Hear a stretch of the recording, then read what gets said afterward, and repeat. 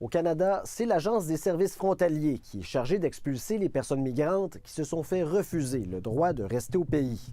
Elle procède au cas par cas, contrairement aux agents de l'ICE qu'on voit ces jours-ci effectuer des interpellations aléatoires pour épingler des sans-papiers dans les grandes villes américaines, comme l'explique cette ancienne agente.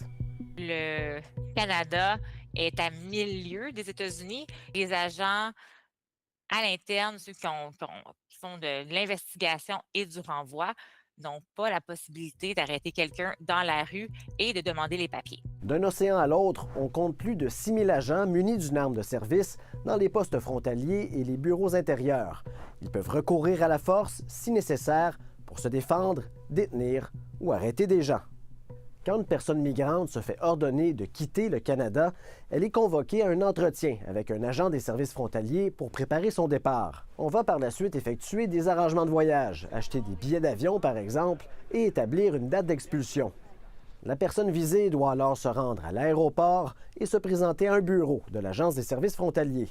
L'agent va l'escorter pour s'assurer qu'elle passe la sécurité puis qu'elle entre dans l'aéroport, que la mesure de renvoi soit exécutée. Quelquefois, un agent des services frontaliers peut l'accompagner jusqu'à temps qu'elle rentre dans l'avion. Et dans 8 des cas, les migrants expulsés sont escortés jusqu'à destination par des agents si on juge par exemple qu'ils représentent un risque pour la sécurité du public. La majorité des ressortissants visés par un ordre d'expulsion quittent le Canada de leur plein gré, mais certains décident tout de même de rester au pays, ce qui entraîne l'émission d'un mandat d'arrestation à leur endroit.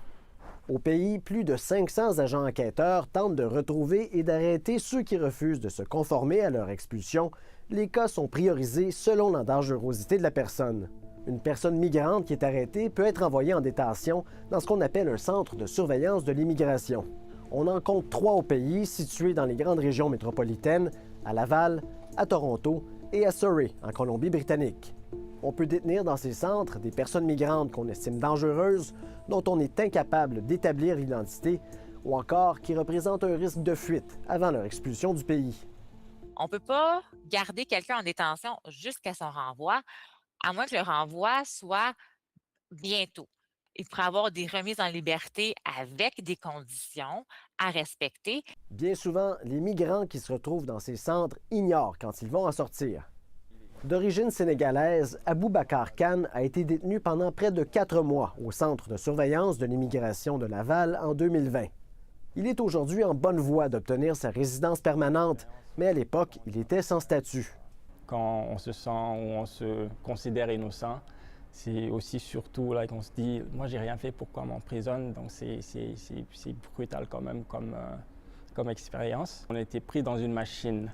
Il manquait vraiment l'humain dans tout ça. On se voit comme des numéros, on se voit comme des prisonniers. Le nombre de renvois exécutés au pays a grimpé au cours des dernières années pour passer d'un peu plus de 11 000 en 2019 à plus de 22 000 l'année dernière. L'immense majorité des personnes expulsées, 83 sont des demandeurs d'asile qui ont vu leur demande refusée. 5 sont des criminels. L'an dernier, l'Agence des services frontaliers a perdu la trace de 33 000 ressortissants qui sont présentement recherchés pour être expulsés du pays.